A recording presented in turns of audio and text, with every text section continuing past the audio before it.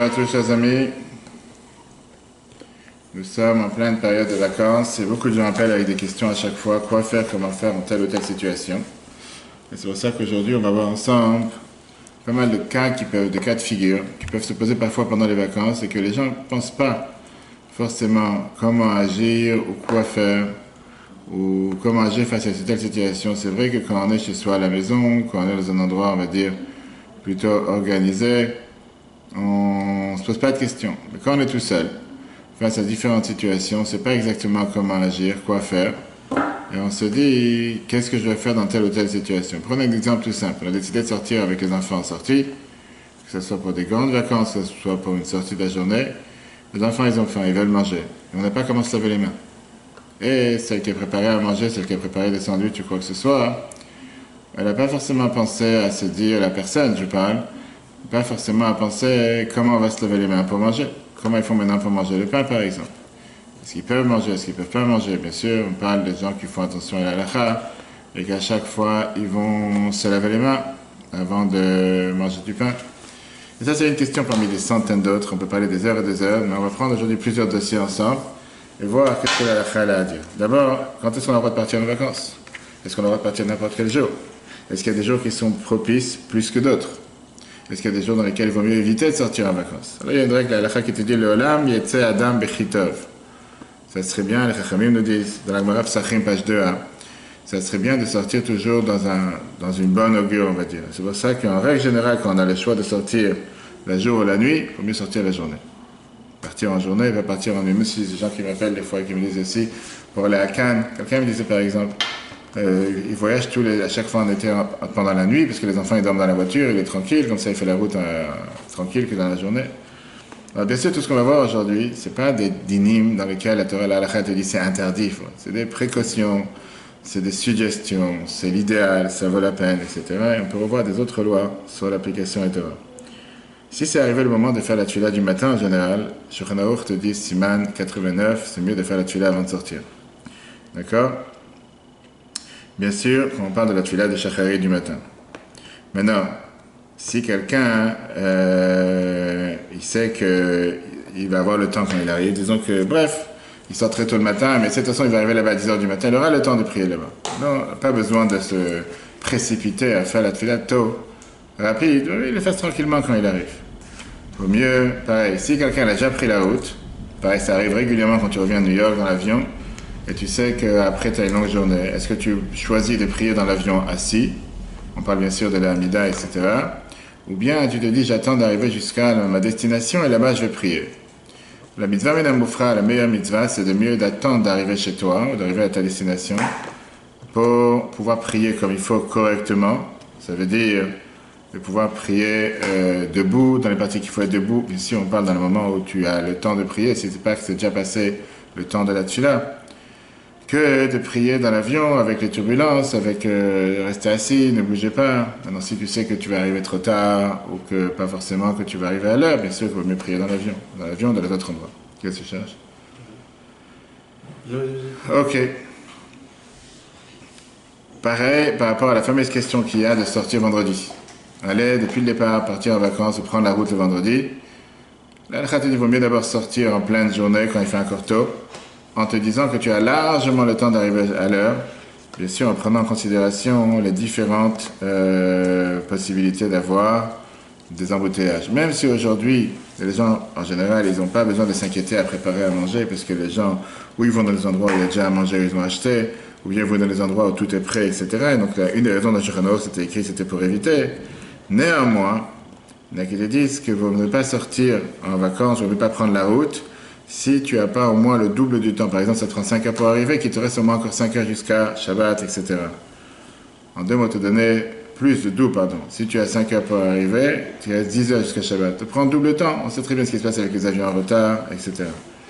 Maintenant, bien sûr, tout ça, c'est quand tu sais très bien qu'en arrivant à destination, par exemple, tu arrives en tant qu'invité, les choses de Shabbat sont déjà prêtes, tu n'as rien à préparer pour Shabbat, etc.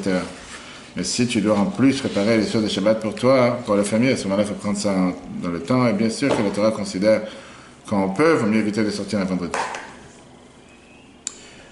Il y a pas mal de détails, on a vu sur la paracha de cette semaine. Chitat qu'on a dit hier, Venishmat meod nafshetechem, qui est faire attention à ce qu'on fait, faire attention à sa vie. Donc faire attention à la vie, c'est une grande phrase qui inclut énormément d'halachot. On a toutes les lois dans le Shulchan Aruch, Hilchot Shmirat Haguf ve'Nefesh, comment faire attention à son corps et à son âme, pas mal de choses, de ne pas se mettre en danger. Première des choses, faire attention que les pneus sont gonflés, c'est des choses banales si tu peux penser, mais c'est qu'en Israël, il faut le rappeler, etc. Les ceintures, on n'en parle pas. Faire attention d'être réveillé, pour ça je te dis que les gens qui te disent non, je vais absolument faire 10 heures de route sans m'arrêter, etc. Rabbi avait conseillé à plusieurs personnes, dont une audience privée en 1957, de s'arrêter au moins une fois par heure pour un rafraîchissement. Toutes les heures, de faire une pause, même si on disait à l'époque faire le tour de la voiture, de s'arrêter. Bien sûr, faire attention que dans la voiture, il y a toujours des livres, chitat, tzedaka, comme on a l'habitude à chaque fois, ça c'est pas seulement quand on va en vacances, par règle générale. Faire attention aussi en général quand on voyage en vacances, beaucoup de gens ils vont vouloir être sympas, ils prennent, surtout en Israël, c'est connu, qu'ils prennent ce qu'on appelle un Trump, pas un Donald Trump, tu sais, des autostoppeurs. Parfois, tu vas prendre des garçons avec des filles, ou le contraire, et il y a parfois peut-être une possibilité de tomber dans ce qu'on appelle l'interdiction de yichud. Yichud, qu'est-ce que ça veut dire? C'est très bien qu'un homme n'a pas le droit de voyager avec une femme dans la voiture toute seule pendant les heures de nuit, où il n'y a pas de lumière, où les vitres sont teintées, etc. On parle bien sûr qu'il n'est pas sa femme, etc. Il y a beaucoup de lois importantes. Ce n'est pas le sujet aujourd'hui, on ne fait pas un cours sur les Yichud, mais c'est important de prendre ça aussi en considération et de faire attention. Dès qu'on sort de la ville, on a l'habitude d'abord de faire ce qu'on appelle Tfilat Haderer. Tfilat Haderer, c'est la prière pour la route. Et la Bible a rappelé ça à beaucoup de groupes qui venaient le voir, de faire Tfilat Haderer, et toujours ils ont eu un problème. Le bus s'est arrêté, il a arrêté. Bref, c'est important de faire. Comment on fait Tfilat Haderer? L'idéal, si on peut le faire debout, vaut mieux le faire debout. Si on ne peut pas le faire debout, alors s'arrêter, mais pas en train de conduire ni quoi que ce soit. Si pendant la route, on doit s'arrêter pour prier, ce qui arrive régulièrement en Seine-et-Marne, surtout en hiver, où tu n'as pas encore fait mincha, et bref, tu es dans la route, tu as le temps d'arriver dans un endroit normal, on va dire, il va faire nuit, etc. Vaut mieux pas prier dans un endroit ouvert, en plein air, où il n'y a pas d'arbre, où il n'y a pas de mur, ou quoi que ce soit, face à quelque chose. Ou face à des arbres, ou face à un mur, ou l'idéal, c'est qu'on a l'habitude de faire en général, face à la voiture. Je fais ça il y a 2 jours, je vais prier dans un parking. À Paris, c'était très tôt le matin.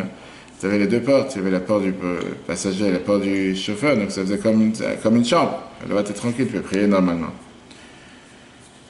Donc ça, c'est l'habitude, bien sûr, quand on prie, même quand on a l'habitude de prier, celui qui a l'habitude de prier avec un chapeau et une veste, ou quoi que ce soit, comme la halakha, c'est pas parce qu'on part en vacances, ou on est en route, qu'on peut se permettre des choses qu'en temps normal, on ne serait pas permis. Il y a la règle connue qui est, aujourd'hui tu as ce qu'on appelle les Messaïm, tu as tellement, j'ai oublié les termes, tellement d'organisations qu'ils voient qu'il y a un problème ou quoi que ce soit, de venir en aide. Tu vois quelqu'un qui a besoin d'aide sur la route, on parle bien sûr de quelqu'un que tu peux faire confiance. Où on voyage, règle générale, faire attention avec qui on s'assemble. C'est une règle dans Rambam. Rambam, il te dit, dans les Chod Deot, chapitre 7, c'est en général une personne, elle aime bien s'unir, s'associer avec des gens qui sont dans le même trait de caractère, même pensée, avec ses amis. Mais pas aller dans un endroit où tu sais que tu vas te retrouver avec des gens que tu n'as pas envie de voir toute l'année, ou que tu ne fréquentes pas, où on va dire qu'ils ont un niveau peut-être de kashrut, un niveau peut-être de halakha, un niveau de din qui est différent. D'accord? Même en vacances, on a l'habitude de faire attention aux horaires. Horaires de Shema le matin, horaires de Shabbat, horaires de prière.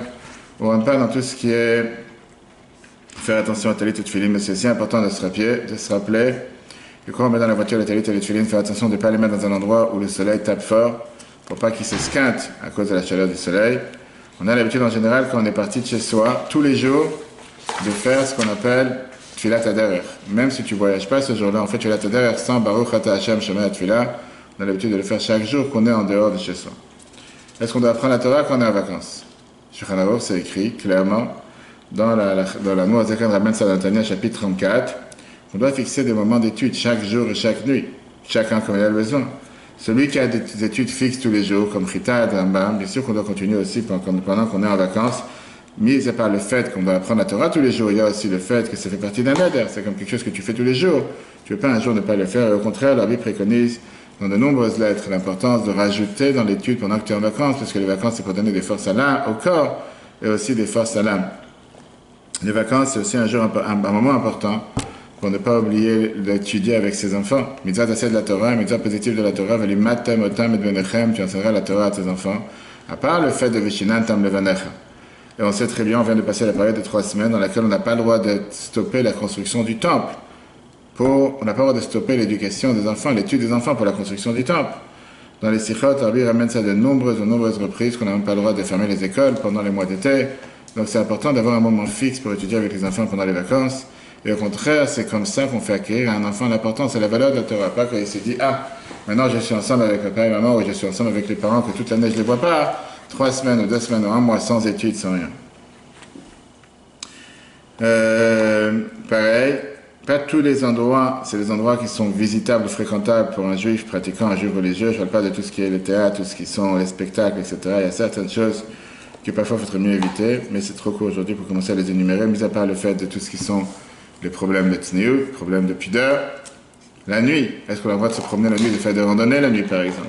La Halakha te dit clairement que la nuit, on doit faire attention de ne pas se promener dans des chemins, dans des routes, ou dans des, on va dire, même si c'est des routes tracées, où parfois il y a des voitures, où il peut y avoir parfois des animaux, il peut y avoir des scorpions, des serpents, on voit ça régulièrement en Israël. Chaque année, malheureusement, pendant la période de Ben Azvani, la période des vacances, on voit comment des jeunes sont partis pour se tremper dans tel et tel fleuve, va savoir, et qu'ils ne savent pas comment revenir, ou qu'ils ont été mordus par un serpent, par un scorpion, ou ils sont partis dans des chemins en pensant qu'ils avaient tous les objets nécessaires, et malheureusement ils n'avaient pas.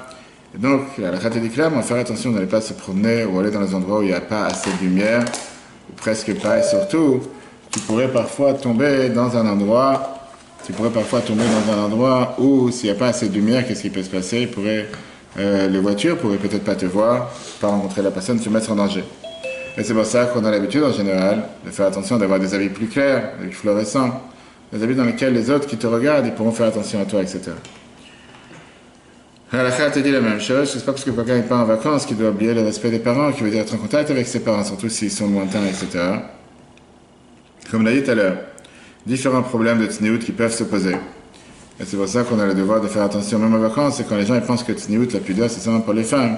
Le Rabbi a rappelé à plusieurs fois que tsniout, c'est pour les hommes aussi, c'est pas que pour les femmes, mais il y a plusieurs critères et plusieurs détails que c'est important de faire attention. Parlons du manger. Justement, ce matin, je parlais avec un ami à Basel, en Suisse, Schiller du Rabbi, qui raconte comme quoi il est parti vérifier une fabrique d'huile et qu'ils ont là-bas plusieurs tonneaux dans lesquels ils fabriquent de l'huile. Et que les gens, ils ont tendance à regarder les ingrédients. Je regarde les ingrédients, c'est bon. Parce que dans la même fabrique, ils fabriquent aussi de l'huile à base de graisse animale, du porc, clairement. Il dit, même si c'est connu qu'aujourd'hui dans le monde, on évite d'utiliser des graisses animales et on essaie d'utiliser le maximum des choses chimiques, etc. Mais là-bas, ils le font encore. Ce qui fait que dans les mêmes tuyaux, dans les mêmes produits, c'est des endroits que parfois passent des produits cachers, parfois des produits 100% non cachers. Mais dans le produit en soi, il est cacher. Mais l'endroit par lequel il passe, par lequel il est fermenté, ou par lequel il est stocké, vaporisé, etc., il n'y a pas de cachérisation qui a été faite. Automatiquement, c'est 100% pas caché. Les gens ne savent pas. Tu regardes les ingrédients, tu dis que ça devrait être caché. C'est pour ça qu'en règle générale, il faut faire attention d'acheter dans un magasin caché tout court. Ça, c'est toute l'année, particulièrement quand on est en vacances. Même si parfois, la halakha te dit, si le magasin où tu as un juif qui vend, ou c'est des produits cachers, est un peu plus loin qu'un endroit où un non-juif vendrait des produits. Maintenant, quand on va en vacances, c'est pas pour ça qu'on doit rabaisser son standard de cache-route que chacun il a chez soi à la maison. Il a ramené ça plusieurs fois dans plusieurs discours. Et donc, il faut faire attention au niveau de cache-route qu'on a l'habitude. Parfois, tu peux avoir le même produit, la même marque, pas forcément la même étiquette. Parfois, tu as certaines autorités de cache-route qui vont vérifier pour certains jours dans l'année, mais pas pour Pessah. Pareil, le contraire. Parfois, tu as des produits que dans certains endroits, ils sont avec cache-route, et dans des autres endroits, ils ne sont pas avec cache-route. Alors, parlons des restaurants. Les restaurants, ce n'est pas forcément les vacances, c'est aussi toute l'année. Tout d'abord, faire attention que tu as une teuda de cache-route valable. Si quelqu'un fait attention à Mehadrin, Mehouda, de faire attention si on parle du lait, viande, poisson, vin. Deuxièmement, que la date qu'il y a sur le tampon, c'est une date qui est valable. Des fois, tu as un tampon de cache-route, que la date n'a pas été renouvelée depuis 6 mois. Va demander à la personne pourquoi. Elle va te trouver une excuse pourquoi. Parfois, ça se peut que c'est un simple oubli. Parfois, c'est parce que le magiach il n'est pas passé. Ça pose problème.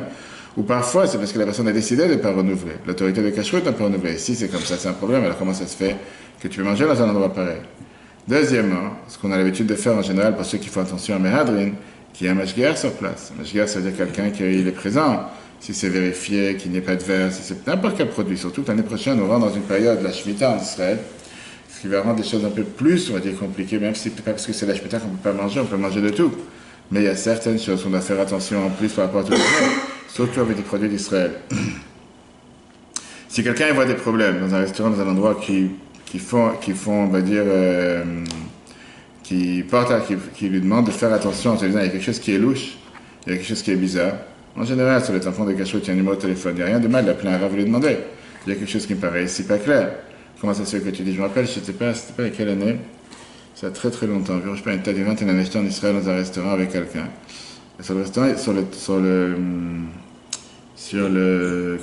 le tampon qu'il y avait sur la fenêtre, il y avait une ashgacha. Bref, la personne a dit, non, viens, prends. J'ai dit, viens, on fait un tour dans la cuisine. Là, c'était un petit restaurant, on pouvait tourner, etc.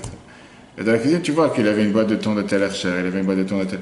Il n'y a pas de problème en soi, parce que ça se fait que tel ashgacha, elle permet de faire entrer tel et tel produit. Mais la personne avait affirmé en disant que quand tu viens dans ce restaurant, tous les produits sont sous tel ashgacha, alors que pas forcément qu'à l'intérieur c'est la même chose. Peu importe, c'est pas en train de dire qu'il a fait quelque chose de non caché, mais dire que parfois c'est bien d'aller voir, se renseigner, qu'est-ce qu'il y a, quels produits sont servis, etc. Dans les hôtels, avant d'aller dans le bar, tu as aujourd'hui le bar à 24 heures où tu as tout ce qu'il faut. Et l'une des choses les plus courantes aujourd'hui, malheureusement si on peut dire, j'ai eu cette question il n'y a pas longtemps dans un cabinet dentaire, c'est qu'ils ont, je sais pas si c'était où, qu'ils ont les machines à café avec les capsules, dans laquelle passe du lait toute la journée.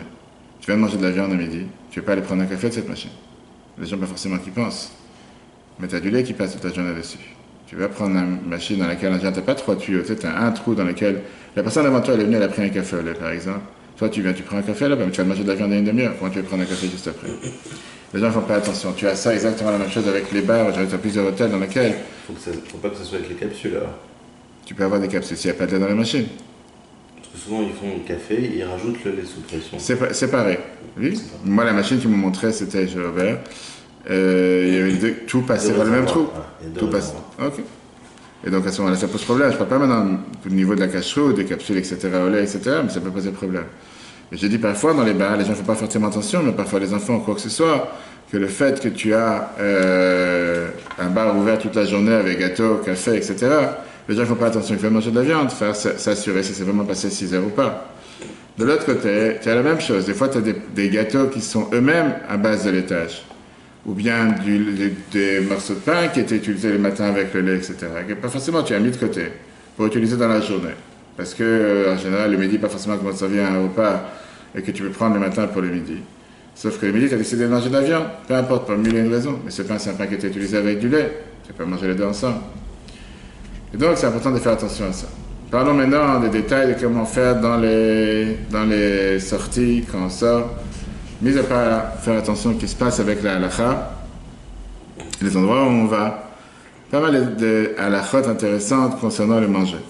Première des choses, c'est l'idéal toujours d'avoir un collier avec ça. Pour se laver les mains, si tu veux te laver les mains, d'avoir une serviette, si tu vas prendre du pain, du sel, Birkat Amazon, c'est quelqu'un qui fait attention à ça toute l'année. Pourquoi dès qu'il va aller en vacances, comme la fameuse adage que les gens disent quand ils prennent l'avion, Torah le Bashamaim, mais la Torah n'est pas dans le ciel. Dès qu'on est dans le ciel, on n'a pas besoin de respecter. C'est faux. Dans le ciel, tu dois respecter aussi. En général, on évite de se laver les mains d'un récipient, comme on dit, un verre en plastique, qui est jetable.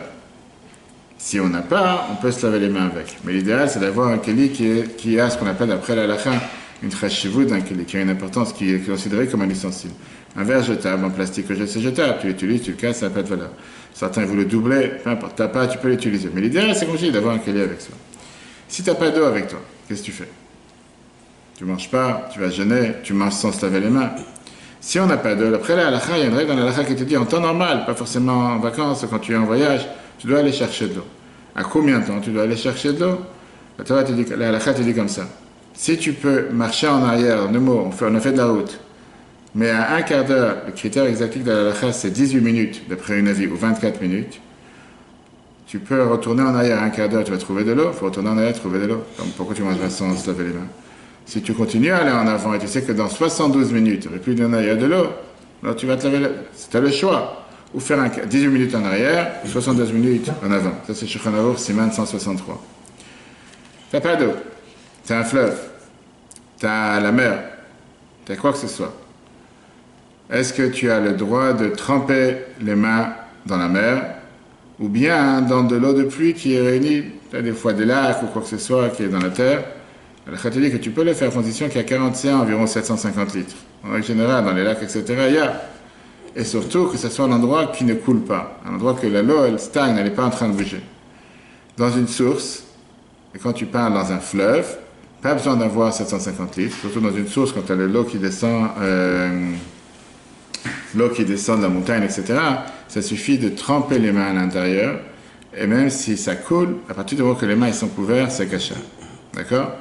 Mais c'est quelque chose, on va dire, c'est le deuxième niveau.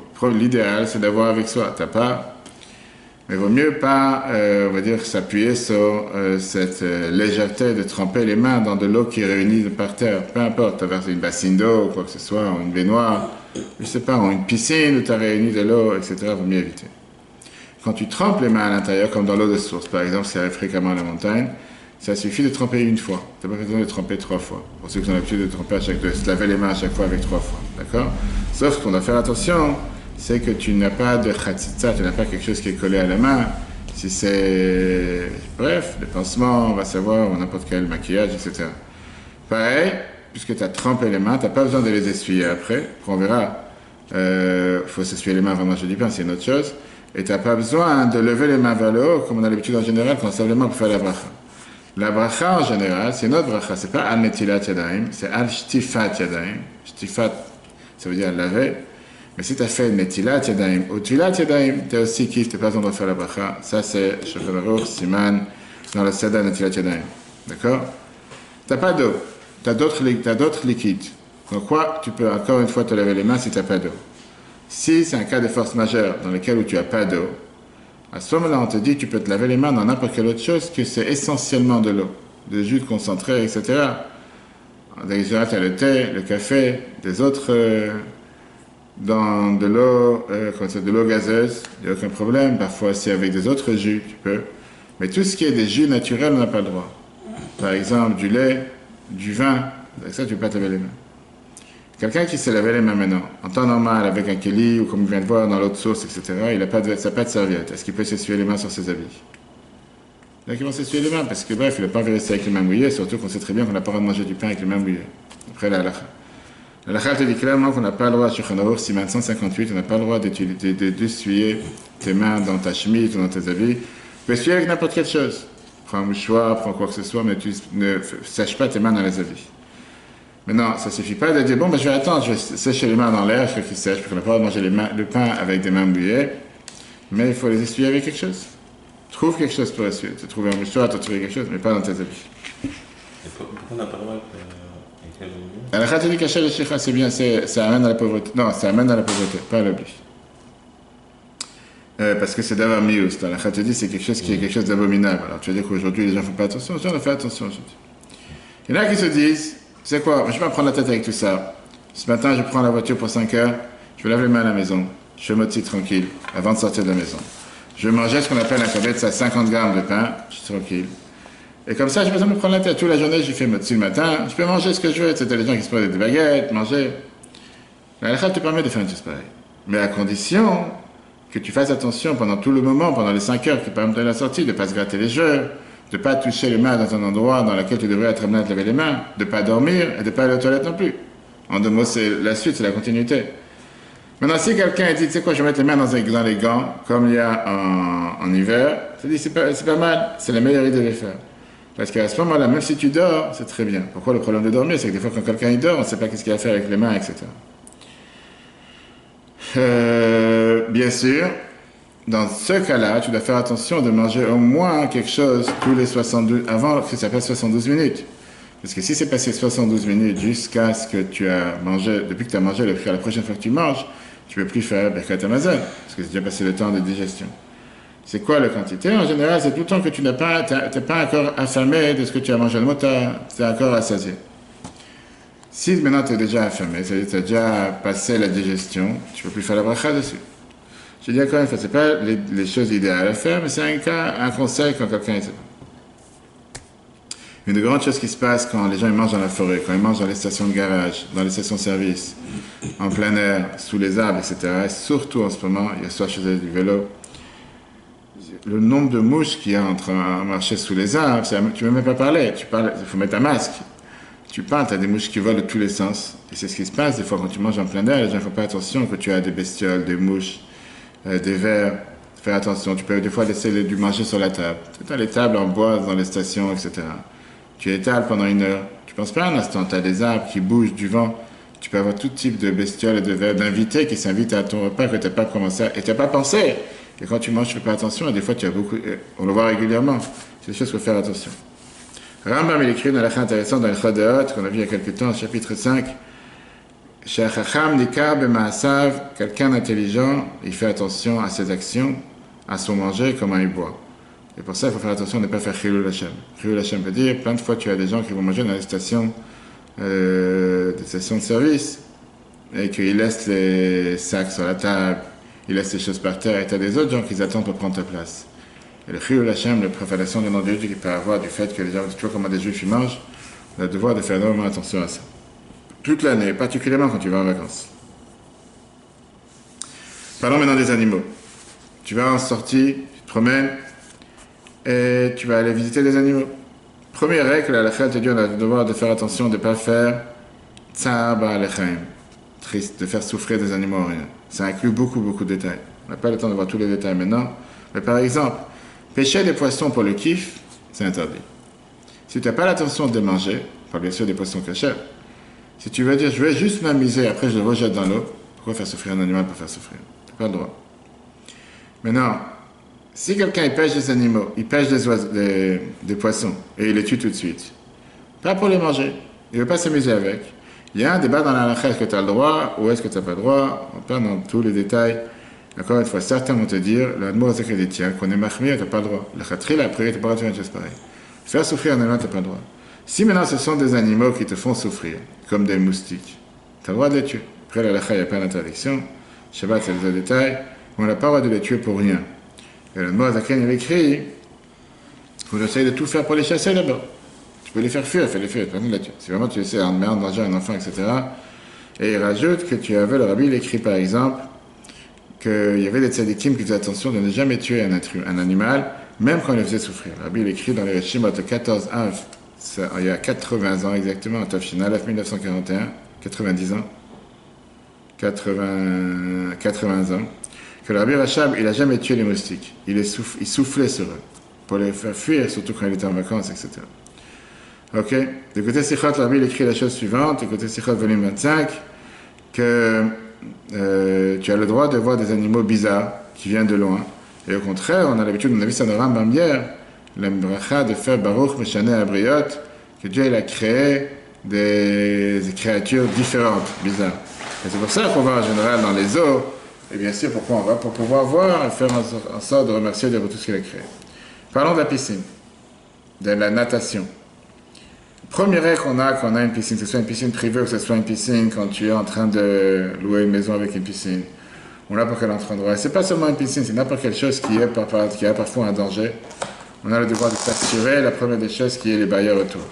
Pour que Dieu nous en préserve, un enfant ne tombe pas là-bas sans avoir fait attention. Et c'est malheureusement, chaque année, on a combien de noyades en Israël ou ailleurs avec des enfants d'une minute d'inattention, qu'il a disparu de la salle à manger et qu'il est tombé dans la piscine. C'est tous les ans la même chose. Parce qu'il n'y avait pas de barrière autour, etc. La même chose aujourd'hui, c'est une règle et c'est une norme.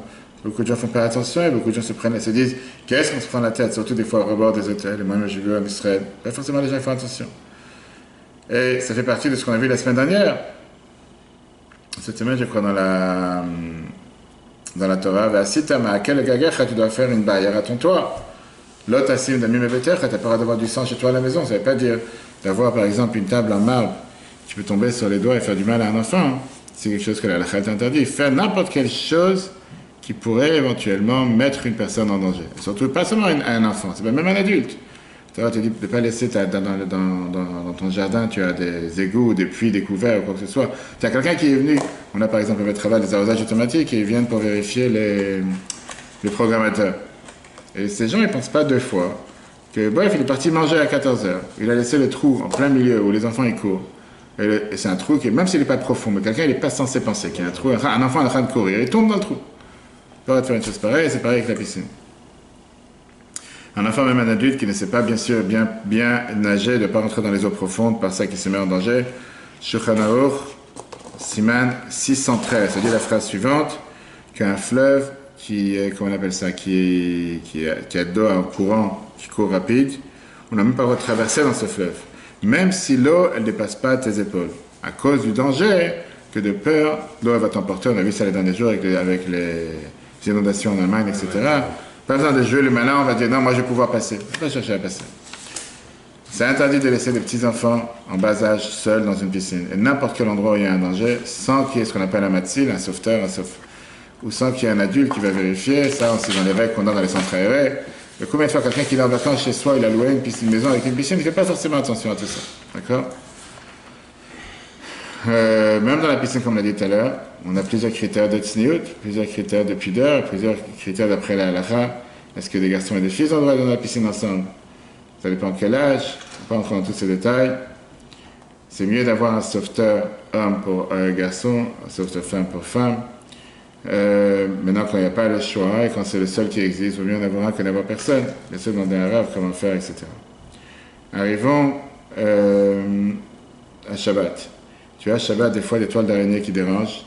L'idéal, surtout quand tu arrives dans les endroits en vacances, l'idéal c'est déjà. Il n'y a pas une canette là de les enlever avant Shabbat. Faire entrer Shabbat plus tôt, on a le droit, comme toute l'année, à condition que ce ne soit pas plus tôt que Plag Mincha. En ce moment, que c'était les derniers Shabbat les plus tard, pas plus tôt que 8h15. Pareil, quand Shabbat s'amène très tard, pour les dans différents endroits, et que tu mets les enfants à dormir avant la Havdalah. Ils sont partis dormir à 9h, 10h, ils ne sont pas restés jusqu'à 11h quand l'Havdalah c'est à 11h, ou voire 11h30, ou minuit, ou minuit et demi dans des endroits comme la Russie, Oslo, il va savoir. Il faut qu'ils fassent la Havdalah dimanche matin. Pas manger avant de faire la Havdalah. Est-ce que tu as le droit de prendre des repas de Shabbat sur le jardin? Après, là, il vaut mieux éviter. On ne mange pas dans un jardin de Shabbat. Si on va utiliser avec là-bas de l'eau, il vaut mieux manger Shabbat dans un endroit couvert pour plusieurs craintes, comme j'ai dit, de peur de jeter de l'eau, un verre qui va se renverser par terre, il y a la pelouse qui va pousser. Maintenant, il y a beaucoup d'autres problèmes qui peuvent s'éveiller, par exemple. Te laver les mains par terre, comme on l'a dit, c'est pas forcément quand tu manges.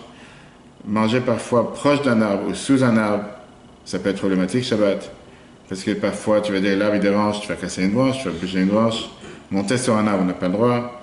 Si les racines de l'arbre, ils dépassent plus de 30 cm du sol, on n'a pas le droit de les utiliser non plus. Pareil, on n'a pas le droit de, officiellement, tout ce qui sont les arbres et les plantes attachées, c'est Mouktseh Shabbat, de peur de pouvoir les détacher quoi que ce soit. On a le droit de s'asseoir sur la pelouse. Mais si tu vas commencer à avoir des plantes ou des buissons, pas des buissons, des arbustes, est-ce que tu sors, il y a un endroit où il n'y a pas d'érouve, il fait très chaud. Est-ce que tu as le droit de mettre un habit sur la veste, au lieu de la mettre dans les manches, tu as le droit de la mettre sur toi, pas forcément dans les manches, que c'est considéré porté ou pas. Tu peux. On n'a pas le droit de mettre des lunettes de soleil dans un endroit où il n'y a pas d'érouve pour marcher dans la rue.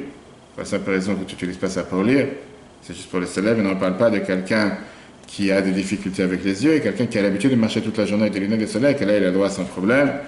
Après, il y a bien sûr l'idée de faire ce qu'on appelle Eruv Ratzerot, quand tu as plusieurs personnes qui ont loué une copropriété pour pouvoir transporter d'un endroit à l'autre. Faire attention à l'état de précédent, c'est pas le moment. Est-ce que tu as le droit de faire sécher un habit ou une serviette ou quoi que ce soit pendant Shabbat qui s'est mouillé? Tu es au milieu de la plage juste avant Shabbat, peu importe, une veste qui s'est mouillée, quelque chose qui s'est mouillé. Tu as le droit, sauf sans l'étaler. Tu as oublié d'allumer la clim avant Shabbat. Sans l'étaler. Sans l'étaler. Parce que l'étaler, encore une fois, c'est que tu cherches à la faire sécher, etc. Ah, tu as le droit de la laisser, mais sans l'étaler, etc. On fait sécher de façon indirecte. Voilà, tu l'accroches à un crochet, etc. Tu as oublié d'allumer la clim avant Shabbat. Tu ne veux pas appeler un non-juif de l'allumer juste pour ça. On ne parle pas maintenant d'une synagogue ou quoi que ce soit. Mais s'il fait très chaud, tu as beaucoup de souffrance. On peut permettre, surtout quand tu as des petits. Quand tu as des enfants petits, en général, on dit n'importe quel katan est considéré comme un cholesh et un bosakana, comme un petit qui n'a pas de danger. Et à ce moment-là, on a le droit. Et ceux qui ont une synagogue, on a le droit aussi. Et pourquoi? Là, la Chaf te donne une règle. À kol cholim et tzel chom gadol. Tout le monde est considéré malade face à une grande chaleur. Il n'y a pas une personne qui peut se supporter. On dit que pour le froid, tu peux te protéger. Du chaud, tu peux pas te protéger. Du froid, tu mets encore un pull, tu mets encore un manteau. Du chaud, tu peux pas te protéger. Et en règle générale, il y a beaucoup plus d'avis qui sont beaucoup plus faciles à permettre pour le chaud que pour le froid.